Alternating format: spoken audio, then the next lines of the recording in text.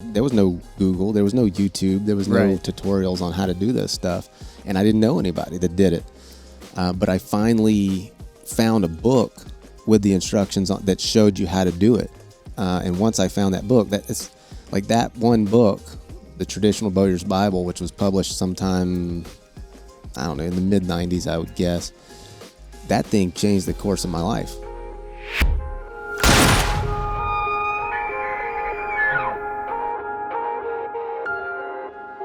All right, everybody, if you're watching on YouTube, you'll notice right off the bat that we are not in our normal setting. That is because we are on a pod venture here. And before we get into the nitty-gritty of what exactly we've done, we gotta talk a little bit about the person that we're with.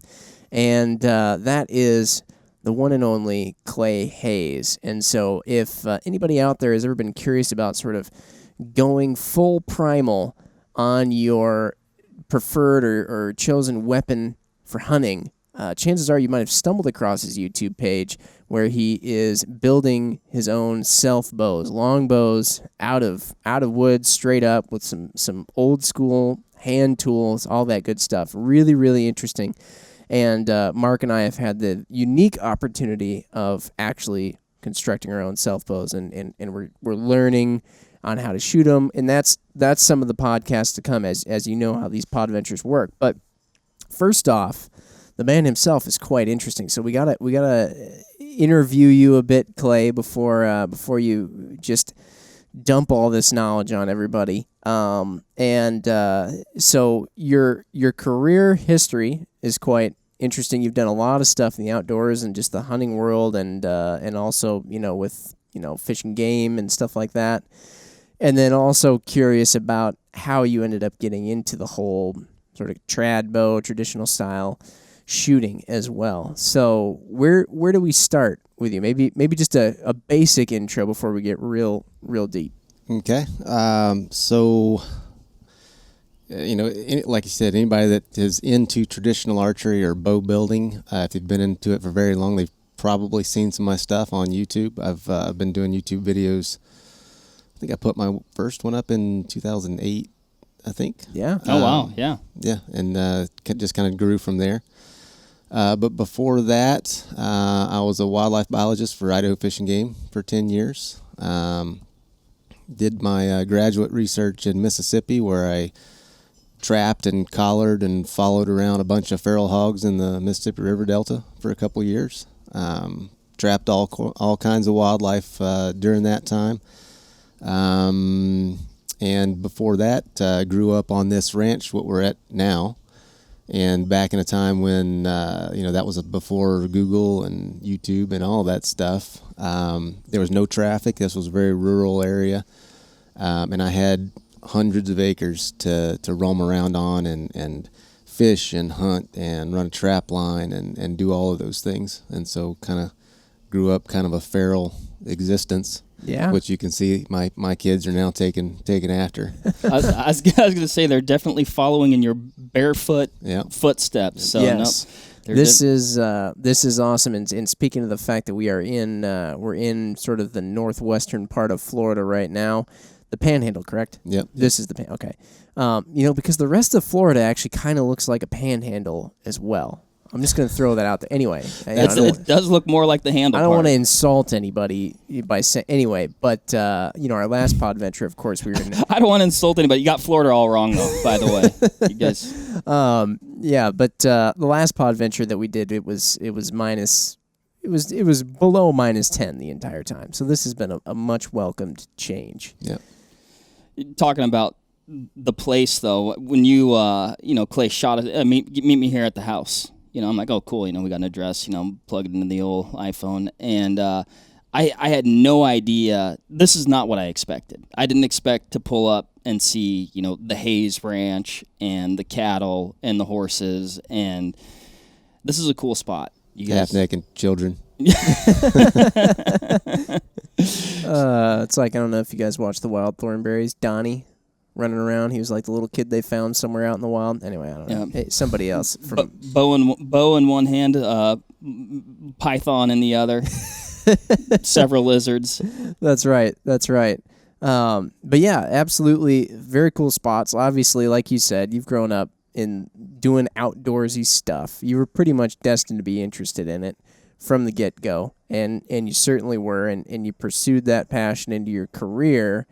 So the fish and game thing, kind of talk through that a little bit more. Like you said, you in college you worked with you're trapping stuff, you're doing some biology stuff. How did you end up in Idaho eventually, and what made you want to do that? And Well, I always knew that I wanted to do something outside.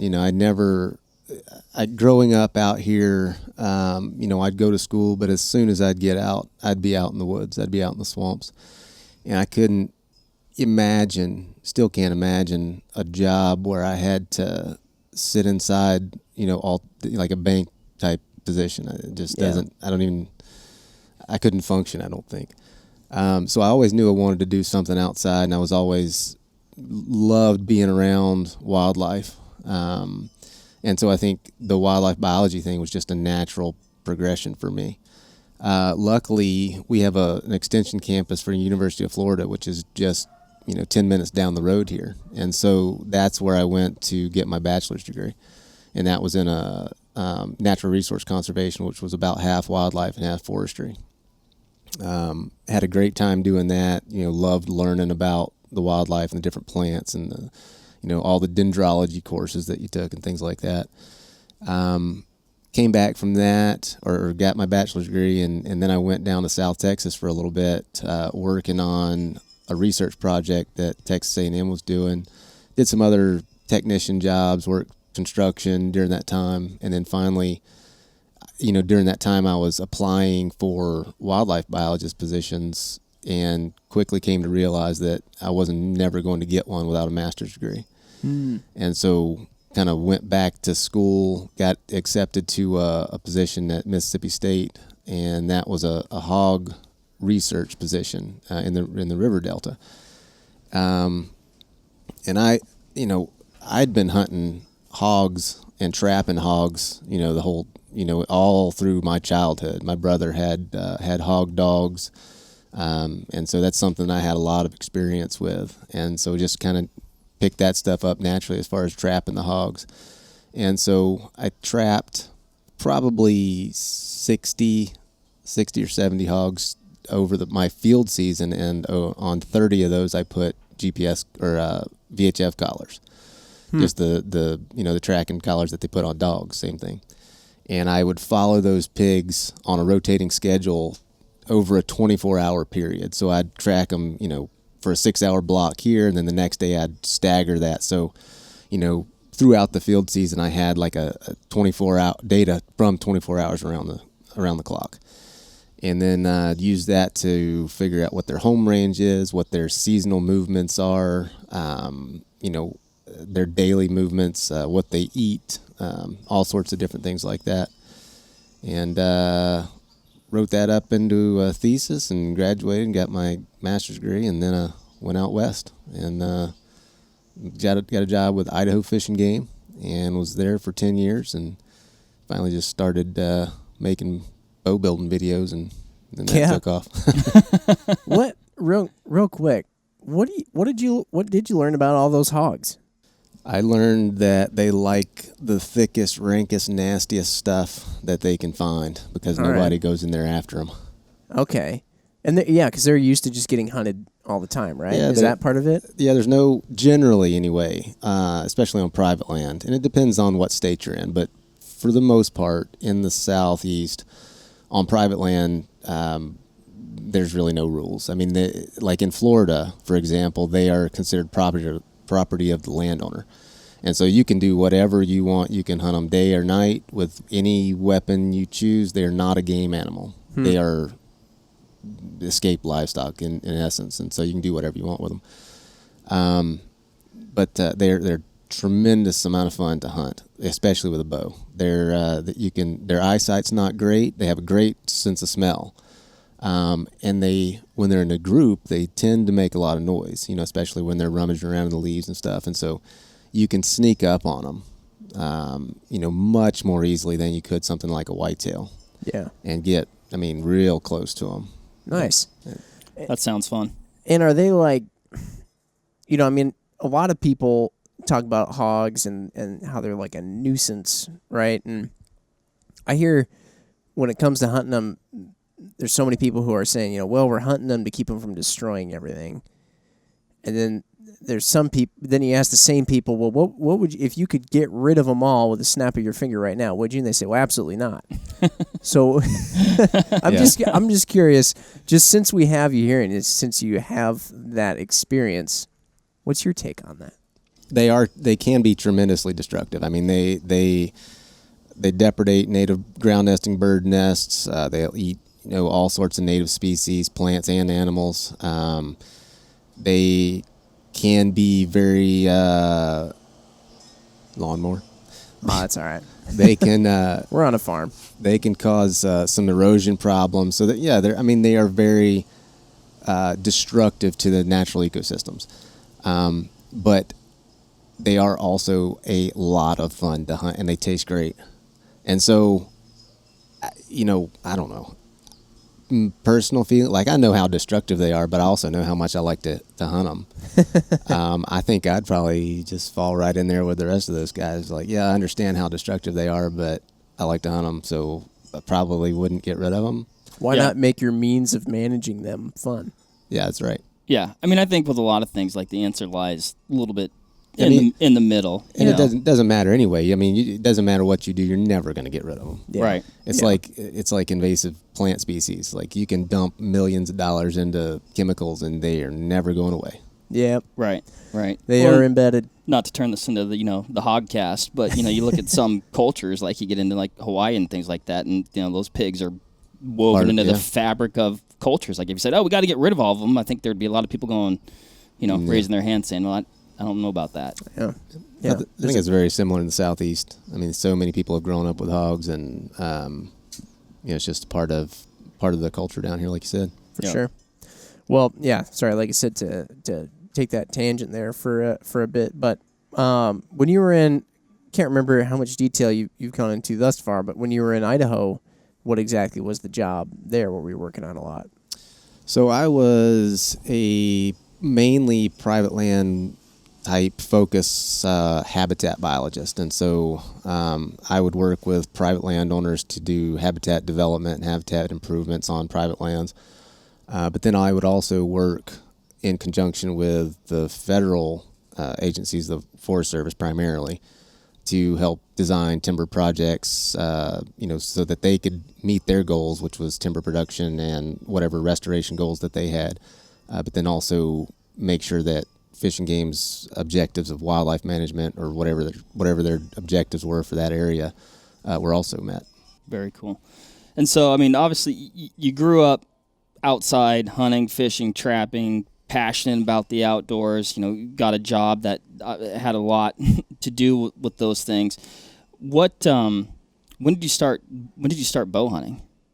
I started bow hunting, well, I guess very early, maybe 10, 12 years old. But I was, I had my brother had found an old Ben Pearson recurve somewhere, some yard sale, and he brought that home.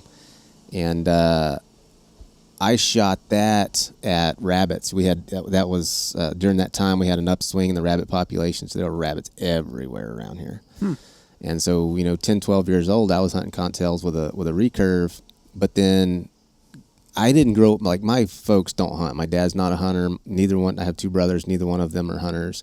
I'm the only one, and so I didn't have any mentors. And so I was just kind of figuring things out on my own. And then so when I got interested in deer hunting, I guess I was 14, 15 maybe. I wanted to start deer hunting with a bow. I didn't know anybody that shot a traditional bow. That one was the only one that I had ever seen.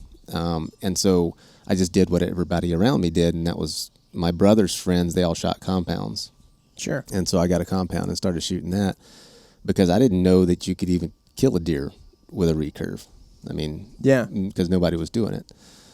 So I got a compound and I shot that for 4 or 5 years and finally started making bows. I think I made my first bow in 99.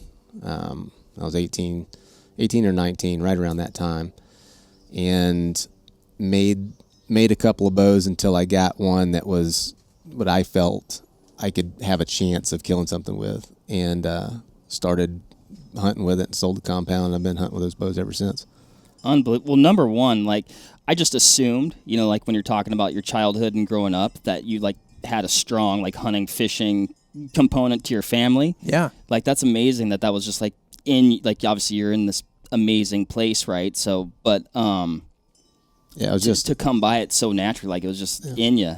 I just had that drive to do it, and I can't explain it. You know why I had that and my brothers didn't. But I mean, it was undeniable. It's just who I was. I couldn't even come close to describing who I am without talking at length about hunting. Yeah, yeah.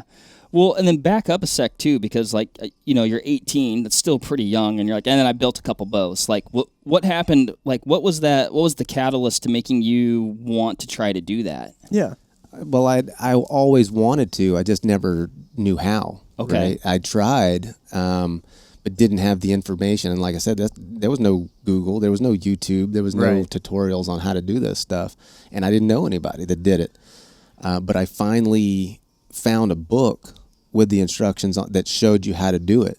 And once I found that book, it's like that one book, the Traditional Bowyer's Bible, which was published sometime, I don't know, in the mid-90s, I would guess. That thing changed the course of my life. You know, if I hadn't have found that book, who knows where I'd be, what I'd be doing. Huh. And you just you read the book and you just kind of figured it out, huh? Yeah, I got the book, and like 3 hours later, I'd gone out in the woods and hacked a branch off a mulberry tree. I was building a bow.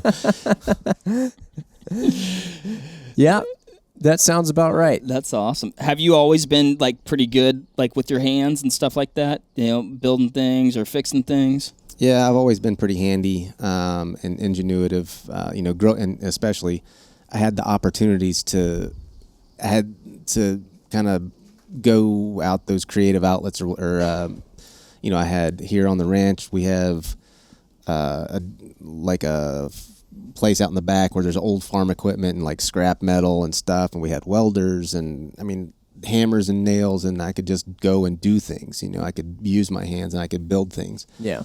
And so I was building forts and, you know, just stuff. When I was, I guess, again, at around that 12, 13 years old age, I had a book about wilderness survival, and it had all those deadfall traps and, you know, snares and things like that in it. Man, I had snares all over this place. I caught possums and a couple of feral cats.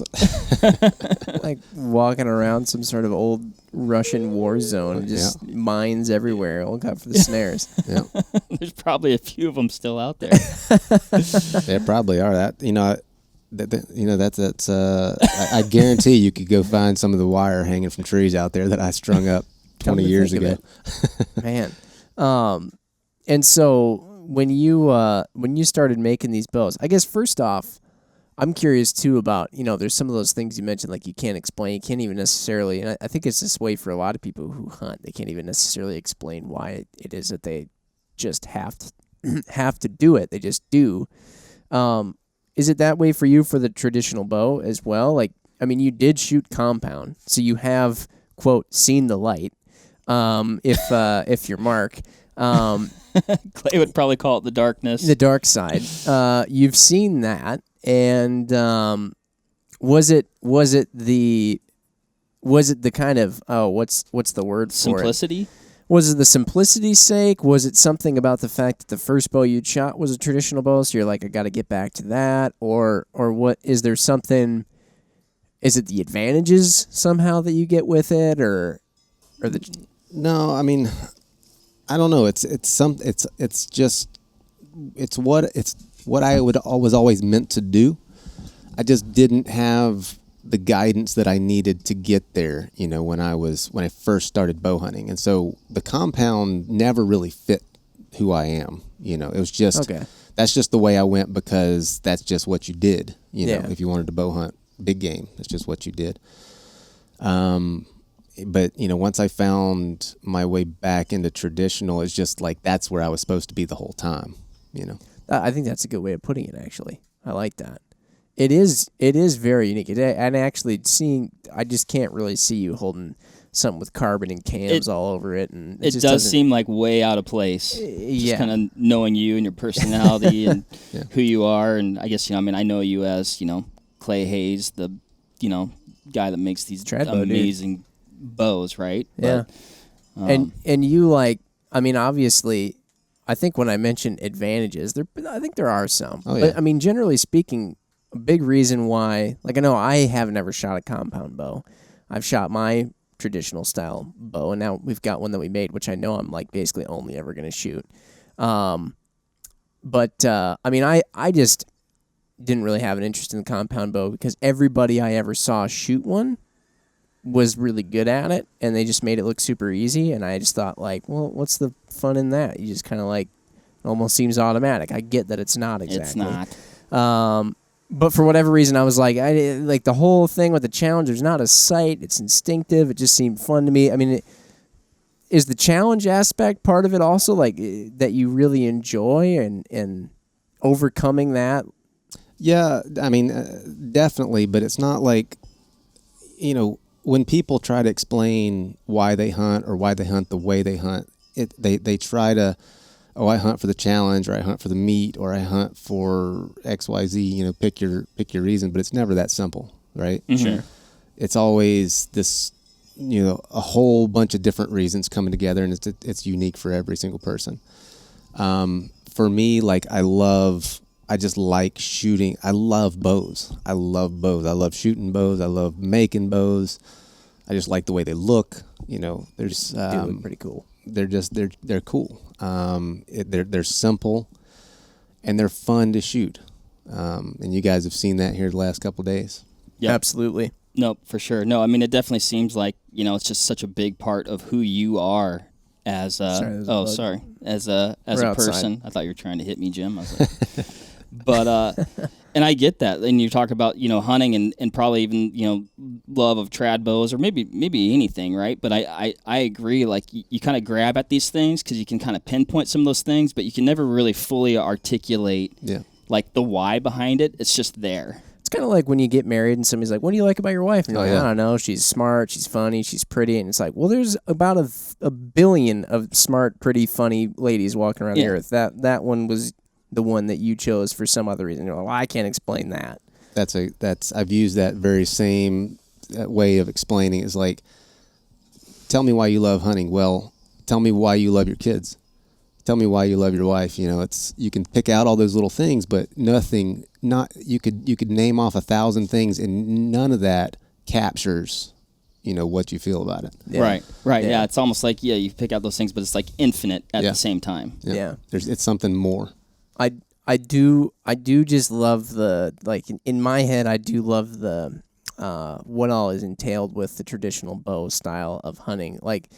For you and to explain to people who aren't very familiar with it, and I'm still not even super familiar with it. But what are the unique challenges, since you have hunted a bit with a compound bow, that are just different that you have to deal with a traditional bow? I think immediately some people will be like, well, you can't shoot as far, maybe, or something, or whatever it is. Is that it, or what else do you have to consider when you're using one of these?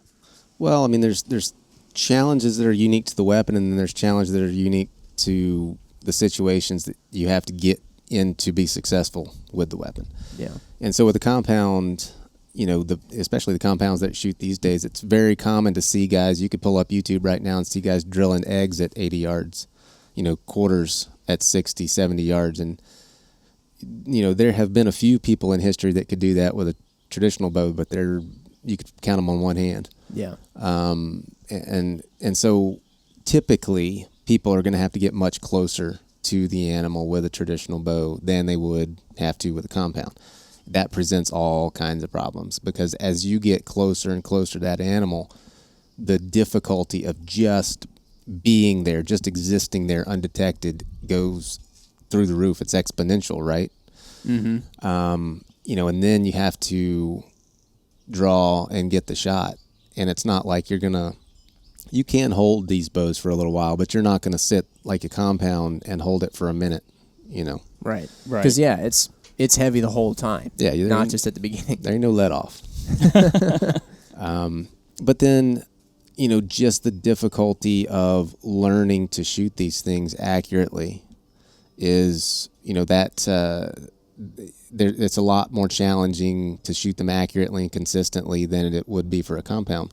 Because a compound has all of these things to basically the function of a compound, the what do you call it when you roll over and hit the wall? Oh, the let off. Yeah, where it stops. Like you're not going to draw a compound beyond what the draw length is. I see what you're saying. Yeah. So that's one thing is your sight, your peep sight. All of these things, the overarching function of this is to take take you out of the shot. Basically, it helps you to line the shot up. It makes sure that you're not overdrawing it. It takes out all of these variables that you can put into the shot. With a traditional bow, you don't have any of that stuff. And so you have to rely on yourself to maintain that consistency because you don't have all these tools to do that for you. Yeah. So you can introduce all kinds of variation into one shot to the next with a traditional bow. And so you have to pay much more attention to your form. You have to pay much more attention to making sure that you're at the same draw length every time, that you're at the same anchor every time. And then you got to keep your head. When a shot presents itself, stuff can go haywire. You gotta be able to keep your cool when that animal's standing there in front of you. Very difficult. Yeah. I've proven that's very difficult with a compound as well. It's true. But yeah, like you said, you're definitely you're getting closer, and all those things, I mean, are exponentially heightened, with really every step that you take closer. And then you're trying to take, you're making a major movement when you're drawing that bow. So that's obviously going to put, an animal on red alert. They have pretty darn good eyesight. So, So it's, you have to, with a traditional bow, I think you got to pick your shot opportunities much more closely. You got to watch, like, we were talking about whitetails the other day. Like, with a fast compound, you can shoot a whitetail that's looking at you, as long as they're not too far away. Okay. And still make a pretty good shot. But with a recurve or a longbow, if that deer's looking at you, that deer's simply not going to be there when the arrow gets there. And so, you have to, if you're gonna, when you draw on these animals, they need to be relaxed. They need to be feeding, maybe have their head behind a tree. You're waiting on those perfect opportunities to draw and make those shots. Yeah. What you were talking about, the animal not being there. So speed comparison, like on average, like what kind of speeds are you getting out of the bows that you're building versus say, like I'd say, an average compound setup this day and age probably going about, 280 feet per second, let's say. Yeah. So most of the bows with a hunting weight arrow, most of the bows that I'm making will shoot I'll say an average of 170, which is for a self bow, that's pretty quick. Like a custom-made laminated longbow, or like a recurve or a deflex reflex longbow, you might get 190 or even up to 200 or a little above 200. So the speed is much reduced from a compound and even a really high-end good laminated bow. But I mean, I've shot clear through elk with these bows and had no problem at all. Well, there's your testament. That's the true test. And how, maybe you just said this, but how heavy are your arrows on average? The arrows that I'm shooting right now are about 640 grains. Okay, so that's a beefy arrow. Yeah. There's a lot of inertia there. Yeah, For sure. Lots of inertia. I can see why you're getting those pass-throughs. Yeah. And razor sharp broadheads. Yeah. What kind of arrows are you using, and what kind of broadhead do you like then? My arrows are actually, I pull them out of my quiver right there. This yellow guy? Yeah. Or wait, I see one now. This with a broadhead. This There you got go. a broadhead on it. Now this all looks. Ooh, man. I I would point that the other way, Jim. I'm gonna not point that at my chest cavity. So these are Doug Fir shafts, arrow shafts. They're 11/32. They're tapered down to 5/16 in the back, so it's got a tail taper on it. Relatively small fletchings for a traditional arrow. These are 4-inch fletchings, 1/2 inch in the back, basically tapered to nothing in the front. A lot of guys that shoot traditional shoot 5 or 5.5 inch feathers, much more feather on the back of this thing. Mm-hmm. And that's good for straightening the arrow out, but it makes a lot of noise and it slows the arrow down. Robs energy from it. Makes a lot of noise as it's leaving the bow. Is that what you're saying? Yeah, just flying through the air, you can hear them.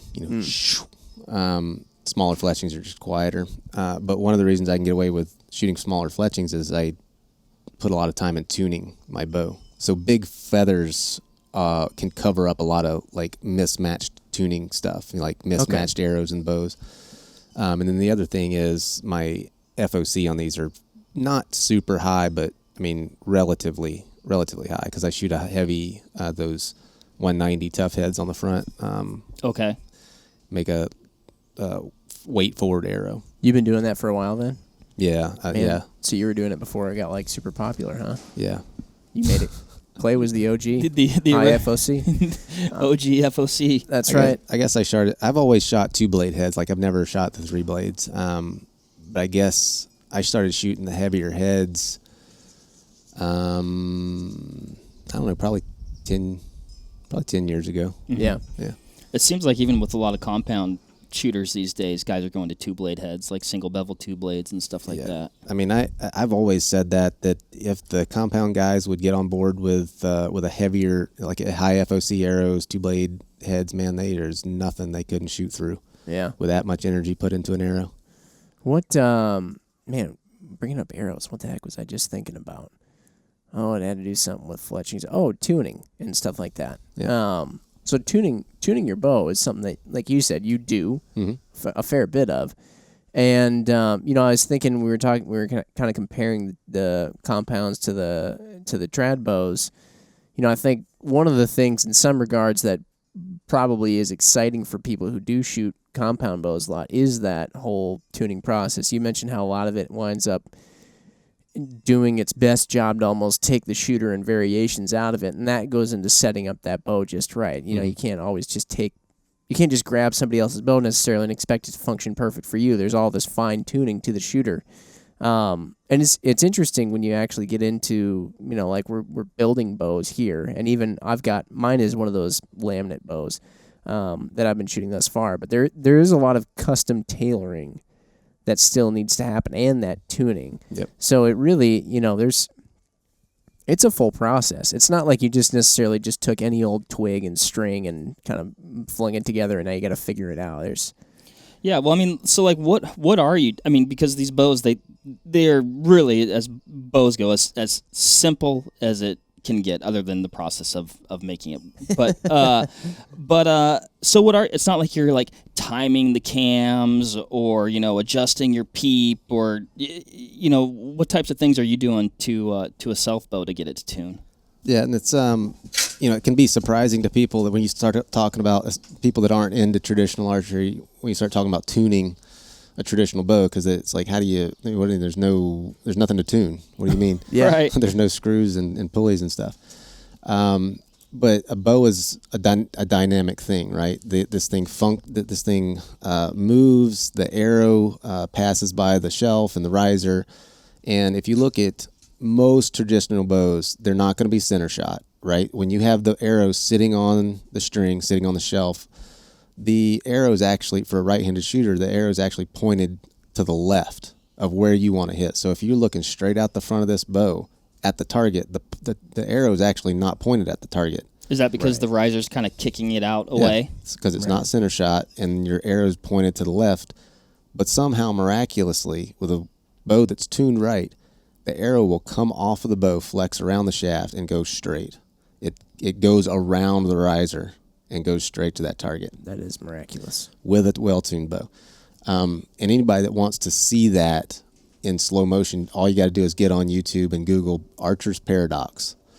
And there are some freaking amazing videos on there of like super slow motion. The arrow coming off, flexing like this, going around the riser, and then doing that thing until it straightens out and Like a goes right to the fish. target, just like a fish. And that's what you're playing with when you're tuning your bow primarily. I mean, there's other things to tune, but one of the major things is the arrow spine or the stiffness of that arrow, because that's going to determine how it flexes around the bow. So if it flexes too much, and again, this is for a right-handed shooter, if it flexes too much, it's going to come off and fly knock left. Mm-hmm. And if you have a broadhead, it's going to cause it to plane to the right. Because it's just going to catch that wind sort of. Yep. So if you not be very aerodynamic. if you strip the feathers off of an arrow that's under spine, so it's too weak for the bow, it'll come off and fly sideways downrange, and that thing will catch that wind and whoosh, it'll plane. And same with if it's too stiff, it'll kick the tip over to the right to the left, and it'll fly knock right, and then again fly sideways downrange, and the whole time it's catching wind, and it's gonna plane off to the left. Crazy. Interesting. Well, so you've got these, these Doug fir arrow shafts, and I know guys shoot, I guess more modern, arrow setups out of, traditional bows. But Yeah, mine are carbon. Right. But they look like wood, Jim. That's all that matters. That is all that matters. They look like wood. But so how are you, like, it's not like you're going on to the shelf and going, oh, this is a 500, oh, this is a 350, this is a 300. Like, how are you getting a properly spined arrow shaft and then also something that's consistent, right? Like, you've got more than one arrow in your quiver. Yeah. Yeah. So when they sell wood shafts, they sell them differently than the carbon shaft. So you don't have those 350, 400 type categories. But all that does is refer to deflection of the shaft, how stiff the shaft is. So I can't remember. I think it's if with a carbon shaft, I think they span 26 inches. So they'll have two pegs, and then they'll hang a 2-pound weight. I think I could be wrong on this, but it's the concept is the same. So you'll span 26 inches like this, hang a 2-pound weight, and how much that arrow deflects, like the measurement. Okay. Mm-hmm. That's what those 350, 400, that's what all that's referring to. With wood shafts, it's more like these shafts right here are 60, 65, so 60 to 65 pound spine range. Now that doesn't necessarily mean that you need to shoot a 60 or 65 pound shaft out of a 60 to 65 pound bow. Okay. It's not a static thing, it's a dynamic thing. And so if you add a heavier head, or if you have a longer arrow, or if you have a longer draw, you're going to have a heavier spine, because when that, like, let's take the arrowhead for instance. If I took a giant brick and put on the front of this thing, like a 1,000 grain arrowhead, and I shot this out of my bow, well, there's so much inertia right here, it doesn't want to move, right? And so that causes it to flex even more. Yeah. If I have a very lightweight arrowhead down there, it's not gonna flex hard at all, because there's no resistance here. Right. And so you have to take into account not only the arrow spine, but your draw length, the tip weight, the arrow length, the brace height on your bow. I mean, there's a bunch of different factors that you gotta kind of take into account when you figure out what arrow setup you need to shoot out of your bow. What about, so we're talking about draw length. So, we made these bows with a lot of help from you. Okay. Like my draw length is 28 inches, right? But so do you just make a string that's I'm not asking this question, right? But let's say they built the same bow that I built. Mm-hmm. But their draw length is 30 inches. Mm-hmm. How does that change the bow, or how that bow will perform? Will it be a heavier bow? Like, will that person with a 30-inch draw get more velocity out of that bow, or less? Or so if they were to pick up your bow, yeah, yes, it would be heavier at their draw length, just because they're drawing it farther. And for every inch, once you get to that 27, 28, 29, you're picking up 2.5, 3 pounds per inch or so, something around there. And if you get excessively long, you're going to start getting into that exponential part of the curve, Mm-hmm. That's called stack. And you want to try to avoid that if you can. But for a guy with a 30-inch draw, I would, first of all, your bow's relatively short. It's 62 inches. So I would make him a longer bow, probably make it 66 inches long. Okay, gotcha. And we would just tailor it to his draw length. So you can make the bow whatever weight you want at your draw length. So, we got to 50 pounds or so at 28 inches for you. Well, for him, we would just keep taking wood off. We get to 50 pounds at 28, but we need to get all the way to 29 and we want to hit 50. So we just take a little more wood off until we get there. Just keep working it down. Okay. Interesting.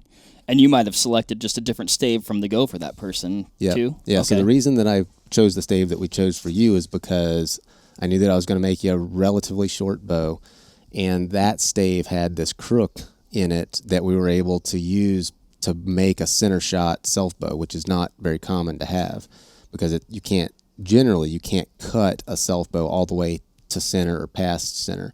But because that one had this natural bend at that point that just naturally kicked that handle over like that, you got a self shot or a center shot self bow. God, that's so cool. Look at you, Mark. You fancy special. Pants.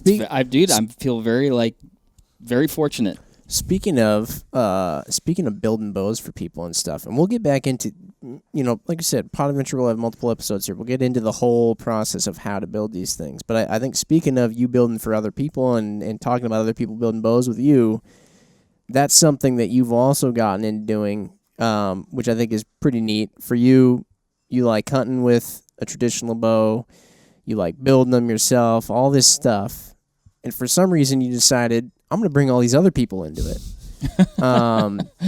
Which I don't know. I mean, if I were like a pro at something, I'd have a hard time. No, I don't know. I can't say that unless I actually became good enough at something to be considered a pro. But anyway, you do bow building classes for people. Mm-hmm. Yeah. So all kinds of other folks can sign up, come hang out with you, like we've done, and build a bow from scratch with your overseeing eye. What led you to want to do that? What made you want to do that? And has it met your expectations of what you'd hoped it would be? Yeah, I don't know. I think it was just a natural progression. I mean, I'd always, like, the very first videos that I ever put on YouTube were teaching bow building. And so, I've published DVDs, I've written books on bow building. And I think, when I quit my job with Fish and Game and started doing this stuff full time, I had the time to actually be able to do that. Before I had done some classes while I was still working for Fish and Game, but I would have to take my vacation time to do that. I'd have to take time off to be able to do that, and it just wouldn't work. But now that I have the time to do it, it's just a natural thing. Mm-hmm.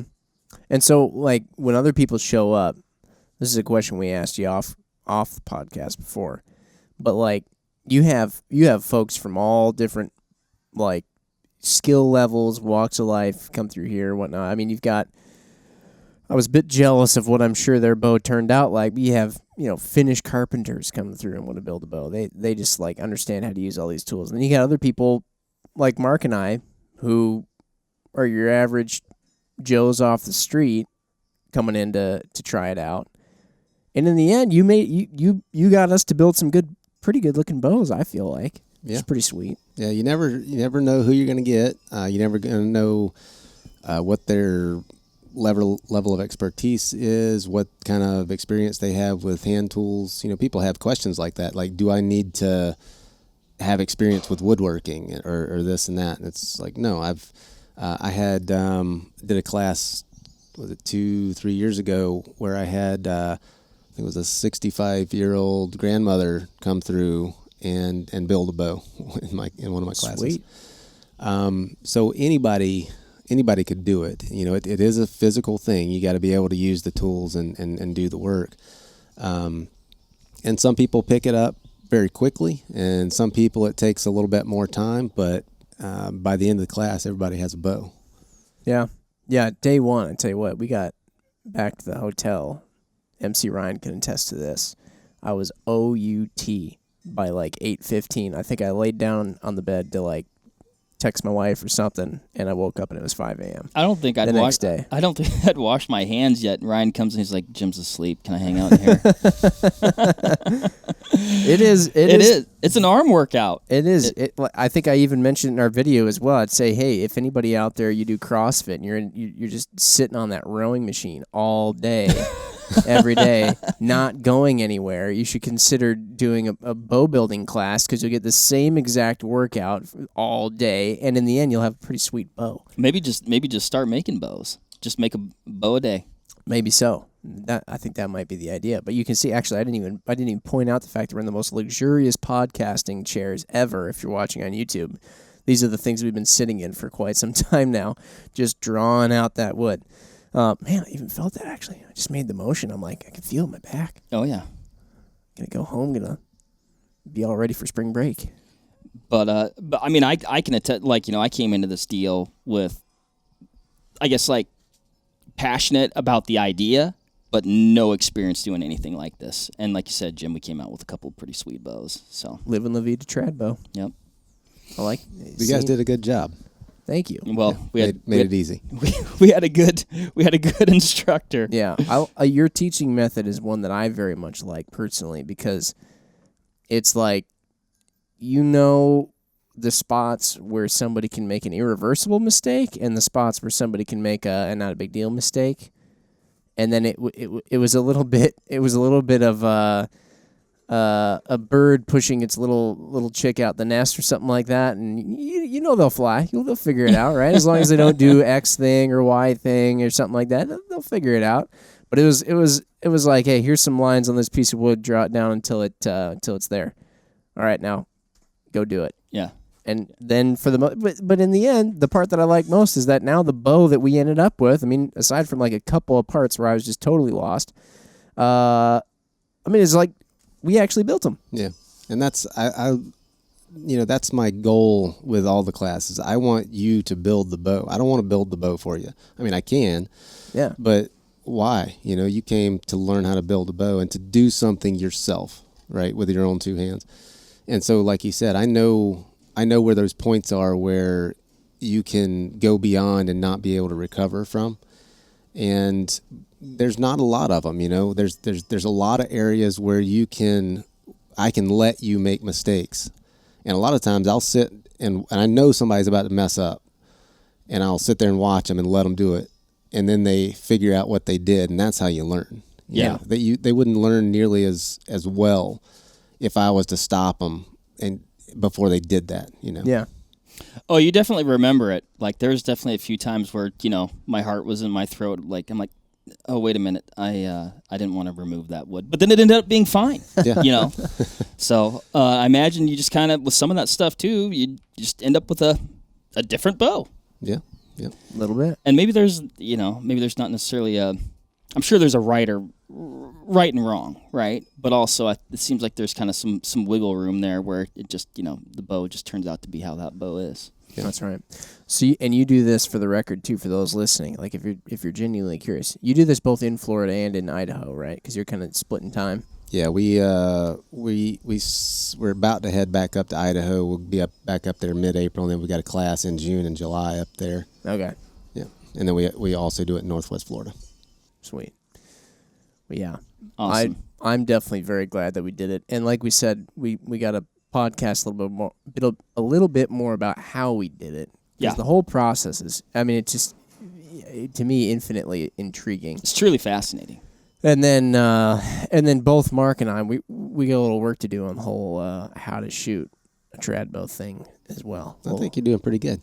You're on the right track. We're Thank pretty you. Good. We're pretty good on the little test range that's set up here at what 4 or 5 yards. I'll tell you what, if a deer comes in at 5 yards, it's pretty dead. I think we got as him, long Jim. as we can keep our heads straight and also be standing up straight and have plenty of time to get the arrow on the nock. Yeah, and get drawn can at make 5 as much yards. noise as we want.